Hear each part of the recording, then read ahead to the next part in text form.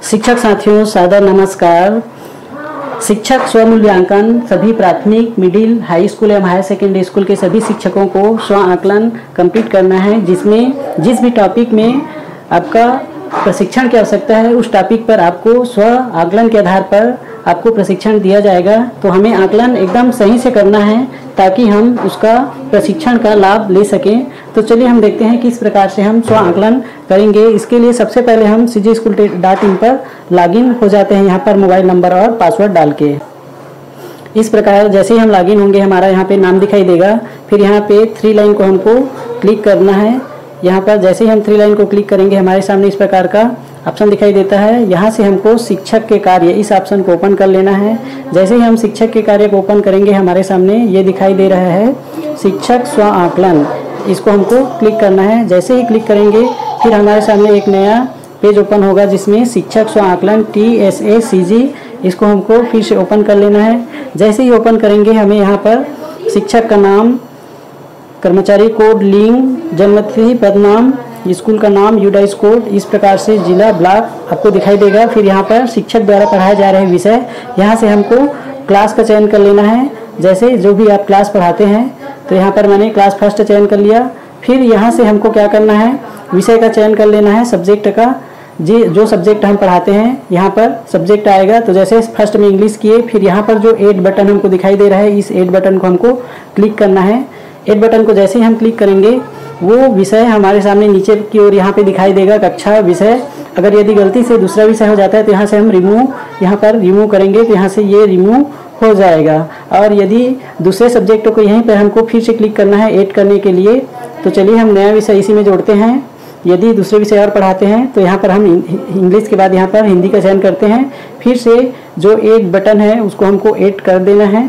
जैसे ही क्लिक करेंगे हमारे सामने ये नीचे आ जाएगा दूसरा विषय। इस प्रकार से जैसे क्लास 1 का इंग्लिश आ गया, फिर हिंदी, और फिर इसी प्रकार हम मैथ्स का भी चयन करेंगे और फिर ऐड बटन को क्लिक करेंगे तो ये तीनों विषय हमारे सामने नीचे की ओर आ जाएगा। सर्वर प्रॉब्लम के कारण थोड़ा से समय लगेगा। फिर ये नीचे हमारे सामने ये आ गया। इसी प्रकार यदि और अन्य क्लास को हम पढ़ाते हैं उसके विषय को सभी को यहाँ पर हम क्लास का चयन करके बारी बारी से उस विषय को यहाँ पर ऐड कर देंगे। इस प्रकार यहाँ पे हम जिस भी क्लास को पढ़ाते हैं उसके जिस भी क्लास के जिस भी विषय को यहाँ पे हमको उसका चयन कर लेना है।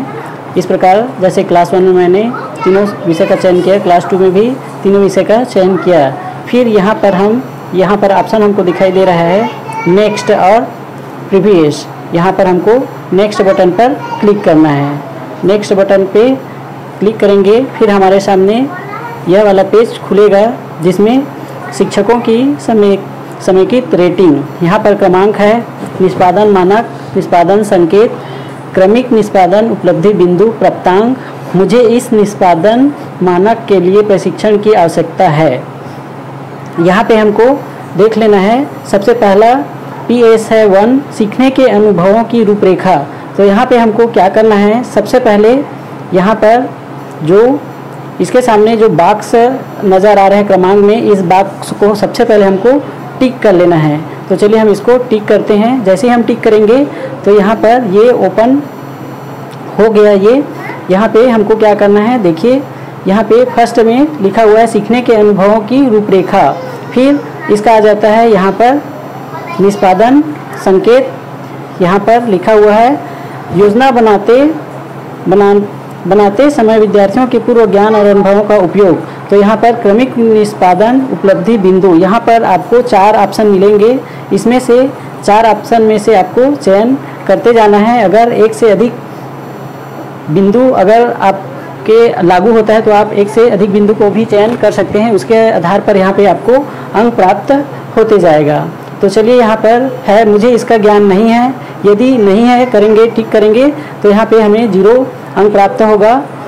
और आगे देखते हैं, मुझे जानकारी है कि पाठ्य योजना के लिए विद्यार्थियों के पूर्व ज्ञान और अनुभवों की आवश्यकता होता है। इसको जैसे हम क्लिक करते हैं तो यहाँ पर प्राप्तांक में 1 अंक आ गया।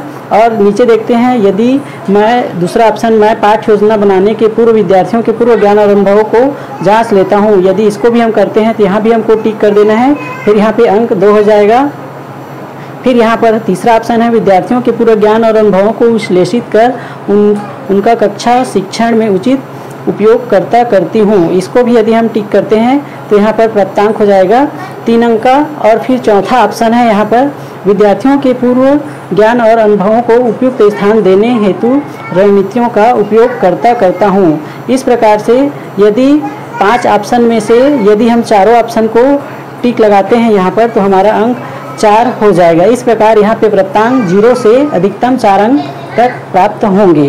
यदि ये 0 रहता है तो यहाँ पर मुझे इस विषय में मानक के लिए प्रशिक्षण की आवश्यकता है, इस पर हमको टिक कर देना है। यदि 0 है, यदि आवश्यकता है तो इस पर हमको टिक कर देना है, अन्यथा नहीं करना है। इसी प्रकार हम दूसरे ऑप्शन को ओपन करेंगे। जैसे ही यहाँ पर फर्स्ट कंप्लीट होगा, यहाँ पर दूसरा ऑप्शन आ जाता है। नीचे की ओर पूरा दिया हुआ है, यहाँ पे 40 तक ये मानक बिंदु दिया गया है, जिसके आधार पर हमको अपना क्रमिक निष्पादन उपलब्धि बिंदु पर टिक लगाते जाना है।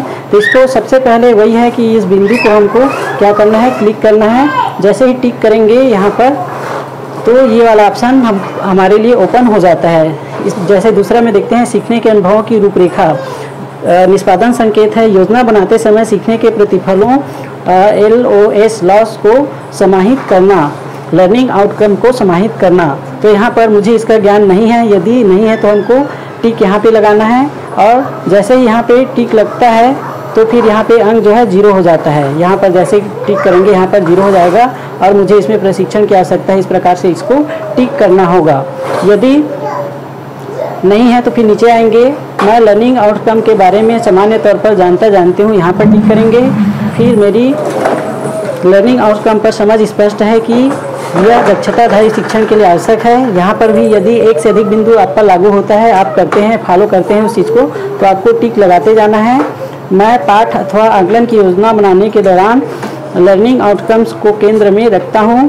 फिर है पाठ योजना के अंत में विद्यार्थियों के लर्निंग आउटकम आधारित दक्षता प्रदर्शन से मैं इसे सुनिश्चित करता हूँ। इस प्रकार जो बिंदु हमारे लिए लागू होता है या हम करते हैं उसमें हमको टिक कर देना है। तो यहाँ पर चारों में यदि करते हैं तो 5 ऑप्शन है। एक में है कि मुझे इसका ज्ञान नहीं है, तो नीचे का ऑप्शन पूरी तरह से आएगा ही नहीं, क्योंकि इसका ज्ञान ही नहीं है तो हमको नीचे का ऑप्शन दे ही नहीं सकते। तो इस चीज़ का ध्यान रखना है। यदि फर्स्ट में टिक लगता है, नीचे का चारों ऑप्शन स्वतः ही समाप्त हो जाता है कि आपको उसके बारे में ज्ञान ही नहीं है, तो आगे आप नहीं टिक लगा सकते। इस प्रकार से हमको सभी 40 बिंदुओं का इस प्रकार टिक लगाते जाना है।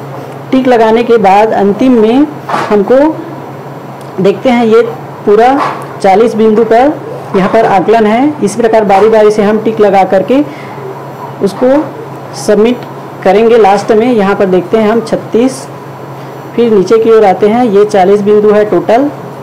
40 बिंदु पर आकलन किया जाना है। ये अंतिम है 40।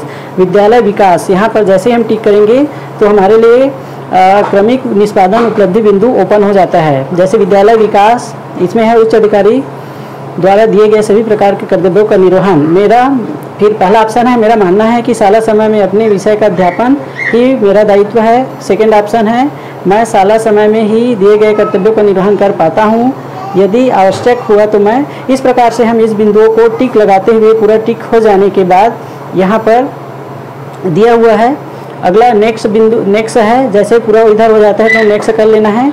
इस प्रकार सभी जब पूरा हो जाएगा, नेक्स्ट होने के बाद नेक्स्ट करना है हमको। उसके बाद यहाँ पर यदि लगता है कि मुझे इसमें कुछ सुधार कार्य करना है तो हमें क्या करना होगा, सेव एंड ड्राफ्ट रखना होगा। और सभी कार्य जब पूर्ण हो जाएगा तो हमको फाइनल सबमिट करना है। तो चलिए यहाँ पर हम नेक्स्ट करके देखते हैं यहाँ पे आगे कौन सा ऑप्शन ओपन होता है। फाइनल सबमिट तभी करेंगे जब हमारा पूरी तरह से ये कंप्लीट हो जाएगा। इस प्रकार जब हम सभी बिंदुओं को कंप्लीट कर लेंगे तो एक बार सेव एंड ड्राफ्ट रखेंगे ताकि एक बार चेक कर लेंगे कि कहीं पे हमको सुधार करने की आवश्यकता है कि नहीं। उसके बाद हमको लास्ट में इसको फाइनल सबमिट कर देना है। तो यहाँ पर जैसे ही फाइनल सबमिट करेंगे हमारे सामने आ जाएगा कि आपने स्व आकलन सफलतापूर्वक सबमिट कर दिया है। इस प्रकार आपका स्व आकलन पूर्ण हो जाएगा।